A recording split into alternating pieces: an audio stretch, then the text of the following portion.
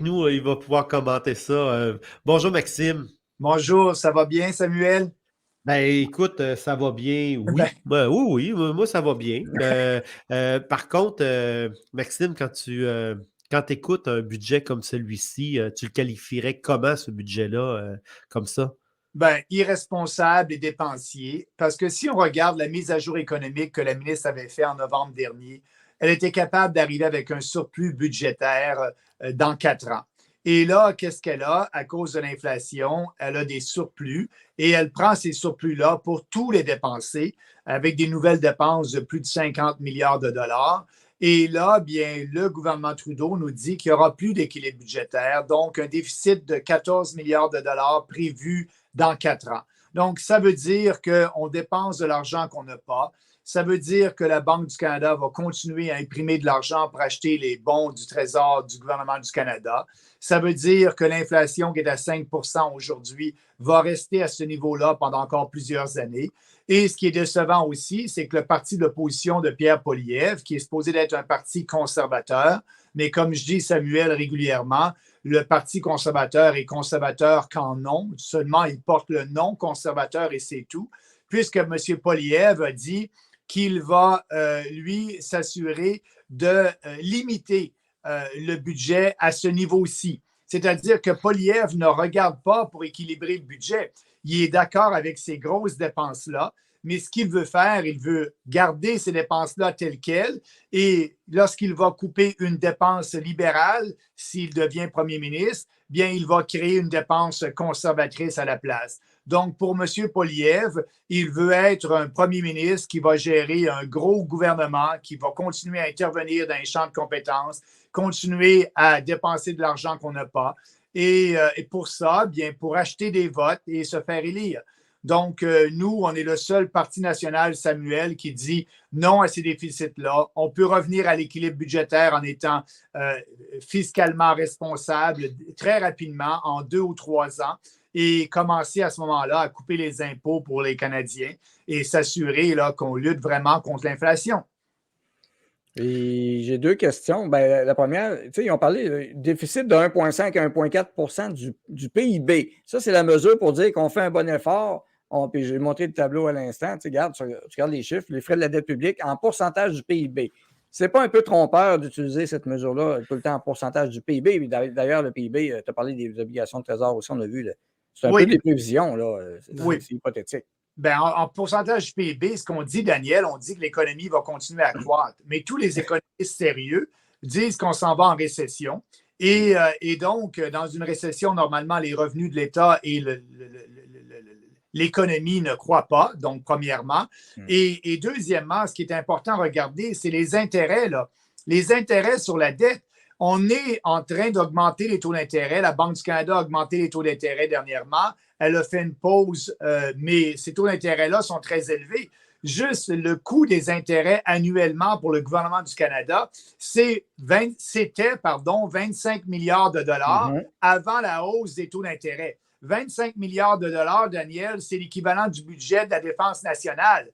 Et on peut faire beaucoup de choses avec 25 milliards de dollars. Là, ce qu'on fait, on prend cet argent-là pour payer les intérêts. Donc, on garoche cet argent-là qui est durement gagné par les Canadiens pour payer les intérêts. Mais ce 25 milliards de dollars, cette année et l'an prochain, ne sera plus 25 milliards. On s'en va vers 30 et 40 milliards d'intérêts qu'on doit payer. Et c'est ça, là, c'est ça qui est dangereux. Donc, en période de récession qui s'en vient, on devrait avoir des surplus avant une période de récession pour être capable d'intervenir dans l'économie. Mais là, on est en déficit. Et on va avoir les mains liées lorsque les récessions vont arriver, l'inflation va être au plafond, les dépenses vont continuer à augmenter et on a deux partis politiques de l'establishment national à Ottawa qui se disent, bien, nous, on regarde le court terme et ça se peut qu'il y ait une élection bientôt, donc on ne veut pas couper dans les dépenses, on va continuer à dépenser pour avoir l'appui des Canadiens parce que ce n'est pas populaire aujourd'hui, parler d'équilibre budgétaire, comme ce n'était pas populaire en mars 2020 de parler de liberté de choix lorsqu'on avait l'hystérie COVID, mais c'est devenu populaire parce que tout le monde, on a dit ça n'a pas de bon sens ce qui se passe et on avait raison. Et là, maintenant, il n'y a pas un gouvernement qui va pouvoir imposer des mesures draconiennes. Et là, c'est le cas. Aujourd'hui, ce n'est pas populaire d'être responsable politiquement, mais nous, au Parti populaire, on l'est. Et j'espère bien que dans quelques années, bien qu'on soit responsable, mais le prix à payer pour les Canadiens va être énorme. Je ne veux pas faire aux gens, là, mais ça ne sera pas beau les prochaines années, là. Non, on va continuer à dépenser. On pourrait expliquer rapidement aux gens parce qu'il y a des gens, des fois, qui apprécient qu'on mette ces explications-là comme ça. C'est que lorsqu'on est en période d'inflation comme ça, qu'on sait qu'il y a beaucoup d'argent qui circule, le gouvernement tente de couper dans ses dépenses et parce qu'il sait que le marché est en train de dépenser et l'argent circule. Et en période de récession, le contraire est favorisé, c'est que le gouvernement doit injecter dans ses infrastructures, c'est le temps de réparer ses ponts, ses routes, c'est le temps d'injecter de l'argent parce que l'économie a besoin d'avoir des injections d'argent pour mettre le plus de monde possible au travail de façon à avoir des retombées économiques de ces investissements. Donc, pour un pays, sur une période de 10 ans, par exemple, ou 20 ans, il y aura peut-être 4 ans, 8 ans que le gouvernement met un hold sur ses dépenses de programmes et ses investissements majeurs. Et quand l'économie va plus mal, bien là, tu sors le chéquier et tu investis. Et aussi, tu payes moins cher tes ressources parce que si tu t'en vas faire construire quelque chose pendant que tout le monde est au travail et que tout le monde est occupé, bien évidemment que tes soumissions seront plus élevées. Alors, juste pour apporter un peu une petite explication par rapport à ça, parce que présentement, je n'ai pas entendu aujourd'hui aucun de ces mots-là. Et tu fais bien, Maxime, de rappeler aux gens que la dépense d'intérêt, ça ne soigne pas personne, ça n'éduque pas personne, ça ne répare pas les dents de personne. C'est de l'argent, ça, on ouvre la fenêtre et on laisse circuler. C'était quoi le montant d'intérêt qu'on payait avant la pandémie par année?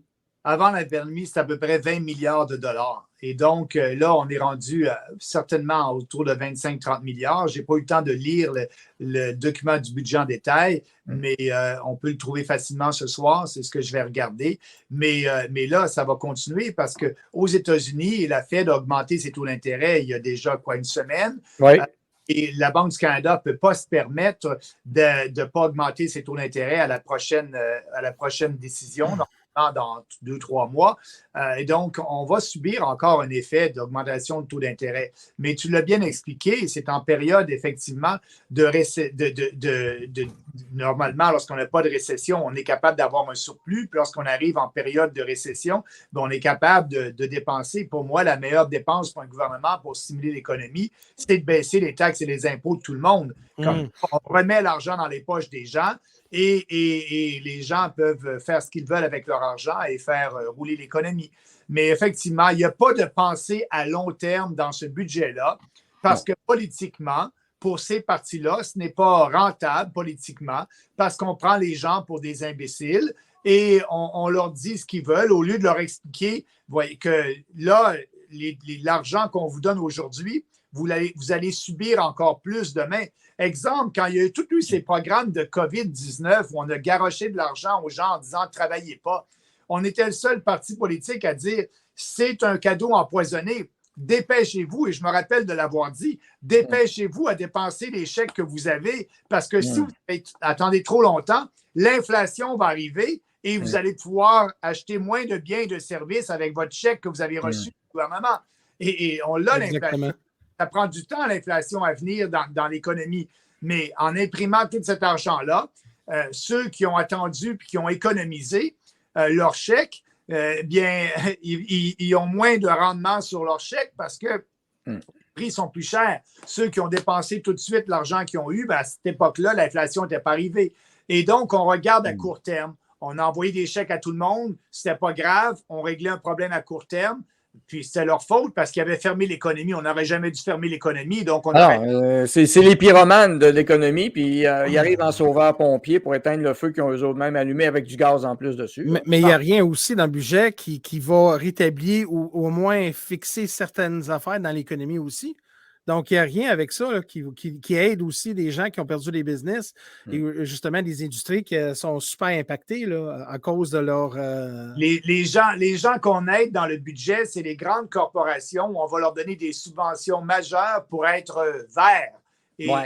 Et donc, ce n'est pas une priorité, ça. En période où ça va mal actuellement, ce n'est pas une priorité. Pour Trudeau, là, le Canada va sauver le monde et puis les changements climatiques, là, c'est une urgence nationale.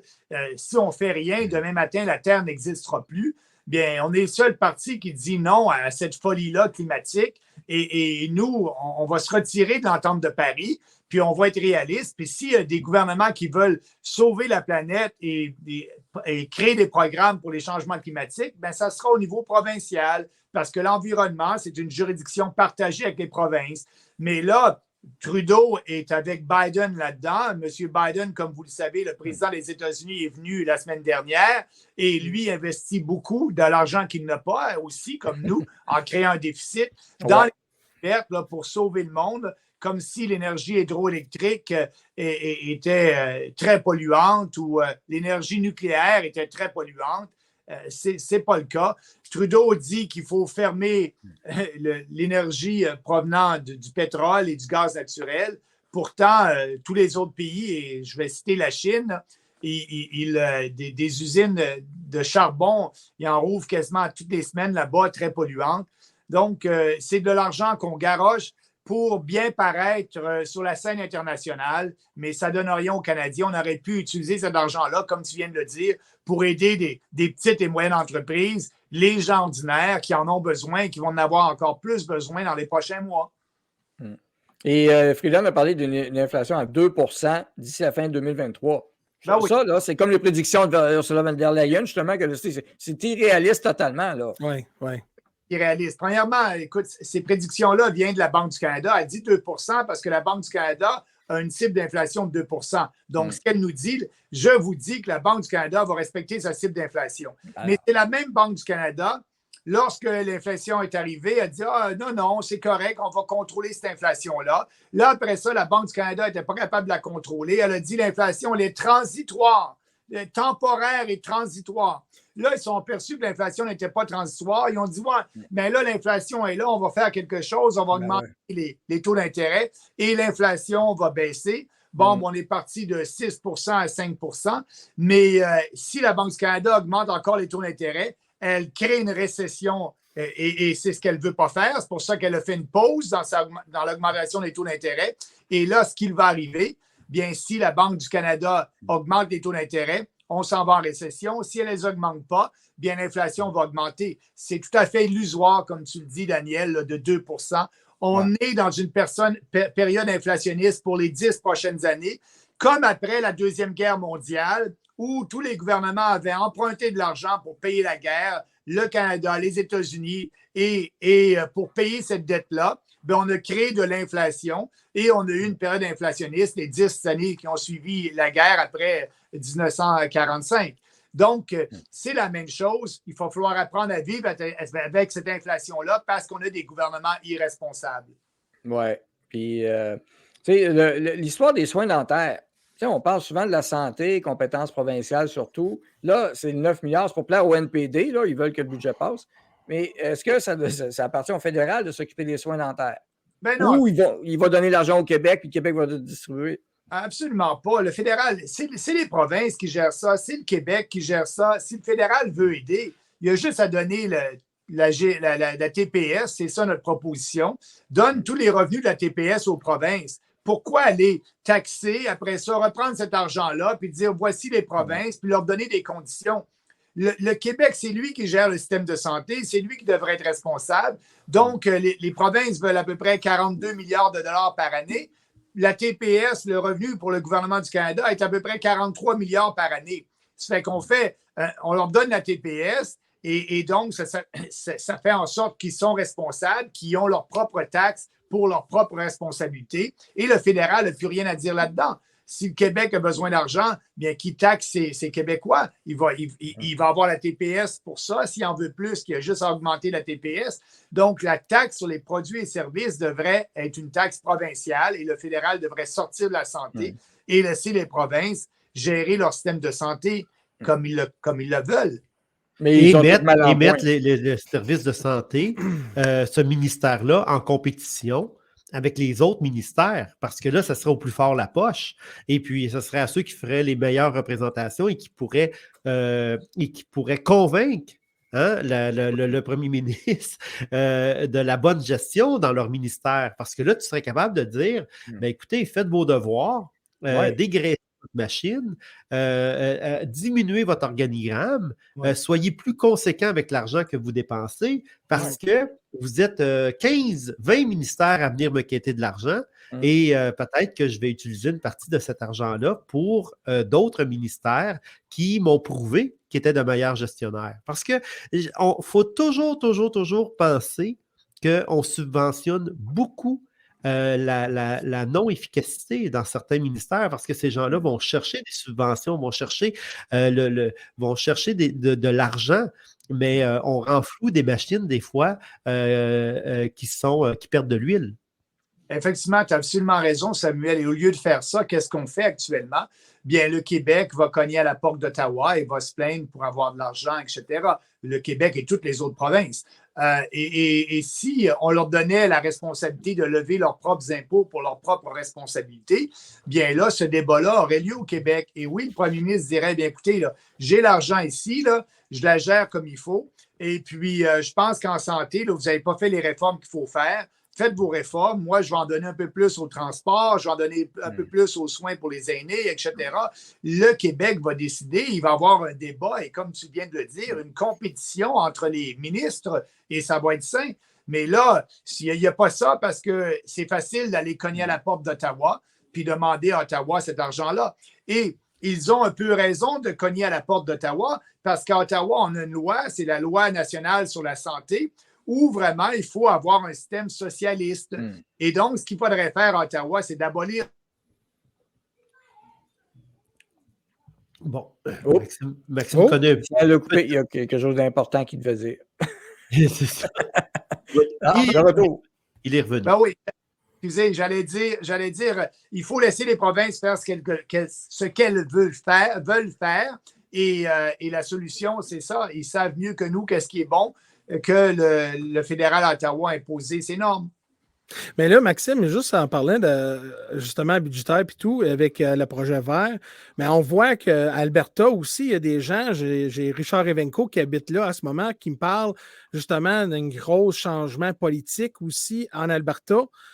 Côté relations Ottawa aussi, on voit une grosse différence. Puis j'ai peur que peut-être ça aussi, ça peut causer plus Alberta pour soit l'extrémisme comme la séparation ou d'autres. Donc, j'aimerais savoir vous pensez sur ça. Bien oui, absolument. L'Alberta veut contrôler sa destinée, tout comme le Québec. Et puis, donc, ce débat-là en santé, ce débat-là dans l'industrie pétrolière, il y a un mouvement séparatiste en Alberta qui existe, qui est là actuellement. Et d'ailleurs, on sait que Danielle Smith a passé une loi qui s'appelle la souveraineté de sa province. Et elle dit au fédéral, bien moi, je vais m'occuper de mes juridictions constitutionnelles, viens pas t'ingérer dans mes affaires, on va voir qu'est-ce qui va arriver. Mais là, elle est en train justement de dire à M. Trudeau, en ce qui concerne la réglementation sur les armes à feu, en ce qui concerne la réglementation sur les changements climatiques et la santé. Taxe carbone. Taxe sur le carbone, qu'elle veut gérer ses propres affaires parce que tout ça est dans son champ de responsabilité constitutionnelle. Et on va voir qu'est-ce qui va arriver parce qu'elle est en élection.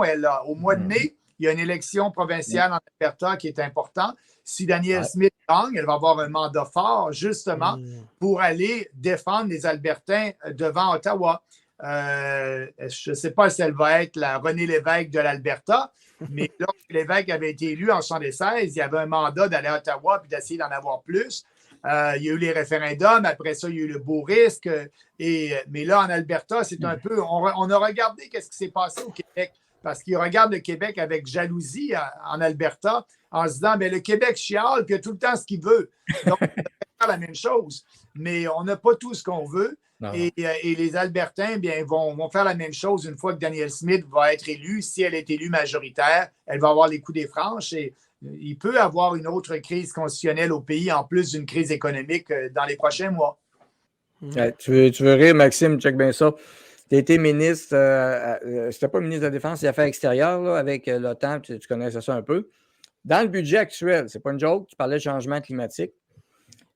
Établir le centre d'excellence OTAN pour le changement climatique et la sécurité à Montréal. Alors, les changements climatiques, c'est important. Là. Nouveau concept stratégique de l'OTAN reconnu pour la première fois que les changements climatiques constituaient l'un des grands défis en matière de sécurité pour l'Alliance. Ils font un budget là-dessus pour un centre d'excellence climatique avec l'OTAN.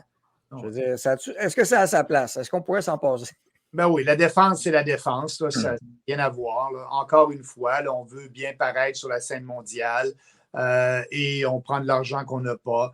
C'est vraiment triste pour nous, l'ensemble des Canadiens, là, parce que il va arriver quelque chose dans les prochains mois, puis ces politiciens-là là, sont sur une vague. Là. Ah, ben OK, on a un peu d'argent, on va dépenser. Et l'économie, finalement, bien, la récession n'est pas arrivée. On pensait que la récession allait être à la fin de l'année dernière. Là, ça va quand même assez bien.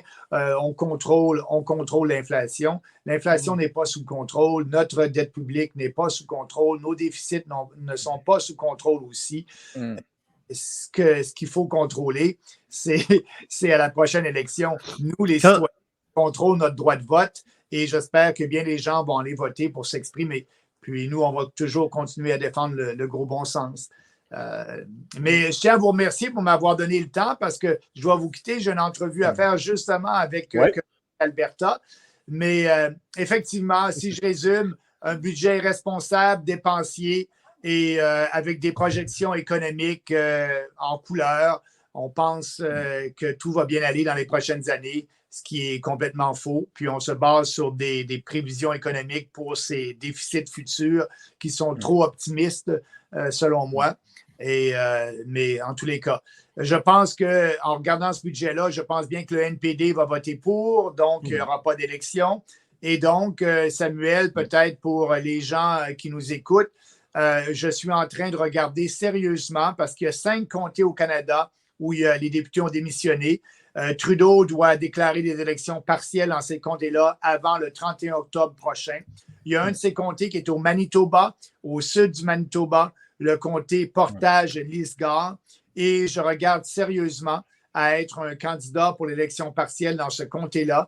Il y a une communauté francophone intéressante.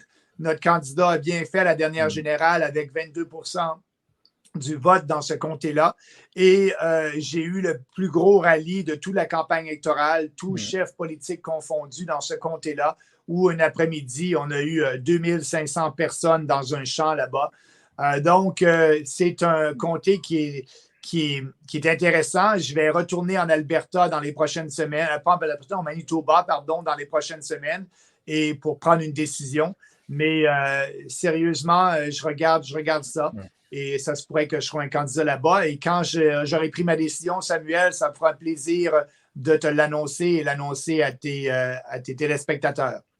Et puis moi, ben, si tu te présentes au Manitoba, ça nous fera une belle occasion pour aller t'aider à faire du porte-à-porte là-bas, dans la communauté francophone, parce que ça serait bien intéressant qu'il y ait quelqu'un du PPC qui puisse rentrer à la Chambre des communes pour les brasser un peu et puis avoir accès à tout ce monde-là, parce qu'effectivement, il faut être très alerte et puis le discours est très populaire et c'est ce qu'on a besoin. Merci beaucoup, Maxime, d'avoir été avec nous aujourd'hui. Ben, c'est moi qui vous remercie. Merci tout le monde. Merci Samuel. Et puis bonne soirée. Bye-bye. Bye, merci. Bye. Et puis, ça fait du bien. Ça fait du bien d'avoir un condensé comme ça avec des commentaires qui sont tout chauds, qui proviennent de Maxime par rapport à ça, parce que il faut vraiment situer les gens en rapport avec les taux d'intérêt, avec la dette, parce que ça constitue quelque chose d'important qui vont nous priver nous-mêmes.